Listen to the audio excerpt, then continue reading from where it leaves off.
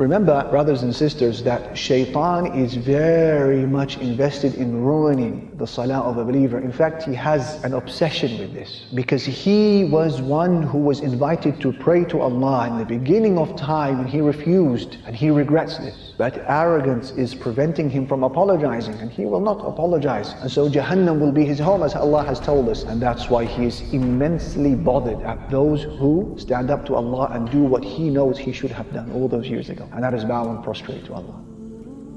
His first line of attack on you and I is to convince us that there is no need to pray. Salah is futile. So you know many people from your family perhaps, or your friends, may Allah protect them and guide us all, who don't pray. Shaytan has successfully convinced them that salah is futile. There's no need for it.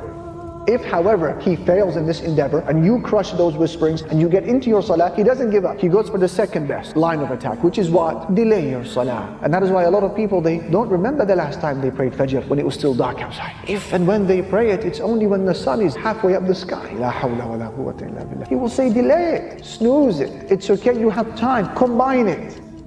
If, however, you pray your salah on time, he will go for his third line of attack. He doesn't give up. And that is what? Al-waswasa, to whisper. He will stand next to you and he will remind you of things that you had completely forgotten about. And you will find that your mind has become such a problem-solving brain in salah, and remembering solutions to problems that have passed a long time ago, and you start recalling things that you had completely forgotten about. That is Shaytan. If he cannot stop you from praying, he will minimally detract from the reward by distracting.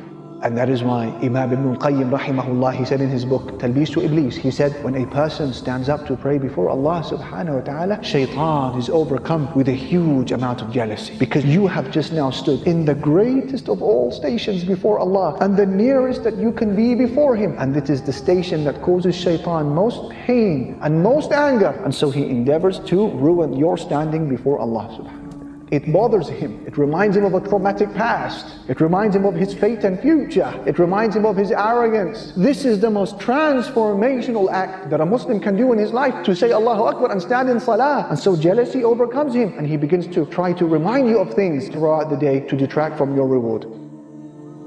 And so you are to remember, my brother, my sister, that when you are now beginning your salah, imagine that your wage for that salah, figuratively speaking, has been placed in front of you. And you need to hold on for just 10 minutes or so during your salah. And if you manage to pray a salah with khushu', attentiveness and humility, you will pocket every penny of that wage. But be careful, you need to be on guard, you need to be vigilant, because there is a thief. Every time you get caught slipping, you get caught nodding off, you get caught looking around with your eyes or with your heart, Shaytan has stolen some of that wage. And that is why by the time you finish your salah, some people will pocket the full wage, some people will pocket only half the wage, some people will come back with a third, a quarter, and some people will go with no reward of the salah.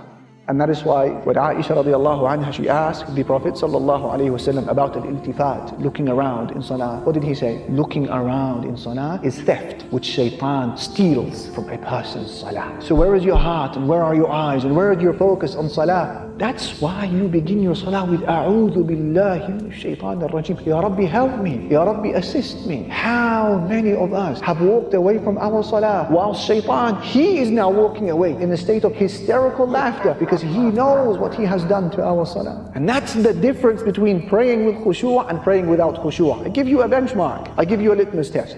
A person who prays without khushu', he remembers in his or her salah the things that they had forgotten about before the salah. Whereas the one who prays with khushu', by the time they finish their prayer, they had forgotten about what they were doing before they started the salah. Allahu Akbar. And that is why Ibn al-Qayyim, he speaks about those who are affected so much with the whispering of Shaytan, and they don't fight him off, and they don't think about A'udhu billahi minash shaitanir rajim, I seek refuge in Allah from Shaytan. Ibn al-Qayyim, he said, this person comes into salah, and then he walks out of the salah carrying the same sins, the same burdens, the same crimes that he had walked into salah with. None of them were lifted and removed through the salah. He said, the people who benefit from salah, the people who have their sins erased, the people who have the lifting of their burdens are ones who pray salah with khushu', they carry out its right, and they offer Allah Almighty an attentive heart. These are the people who experience a khiffah, a lightness during their salah, and they experience the lifting of a burden when they finish their prayer. He said, till people will hope, or till people will wish that they had not departed from their salah. Have you experienced that before? May Allah subhanahu wa ta'ala allow us to experience the essence of salah. This is is why you begin your salah with A'udhu billahi minash shaytanir rajim. You're saying, Ya Rabbi, I can't do this on my own. Control him for me, oh Allah. I can't. Assist me. Keep him at bay. And that's what you do. When there is someone that you can't handle for whatever deficiency or weakness you have, you go to the owner. You go to the very top. You say, please restrain them. I can't take them out myself.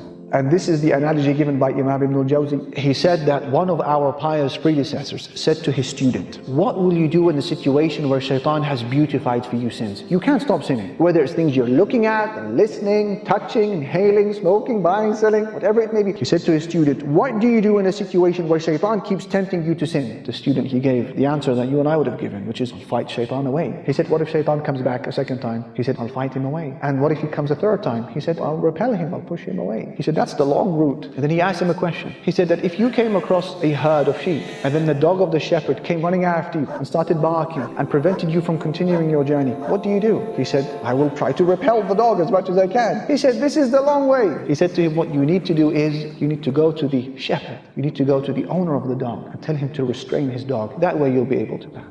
Do you see what he's saying? You've got to go right to the top. You've got to speak to the owner. Who's the owner? Of not just Iblis, all of creation, the angels, the jinn, the humans, the beasts, the creatures, the heavens and the earth. That is Allah, al-Malik, Rabbul Alameen. Go to the very top. Complain to him, Ya Rabb, help me restrain this creature from when I begin my salah until I complete it. That is what you are doing when you say, A'udhu billahi minash shaytanir rajim. Feel the ubudiyyah, experience your servitude to Allah and your poverty and your bankruptcy and your need to Him as you say, A'udhu billahi. I can't, oh Allah, help me.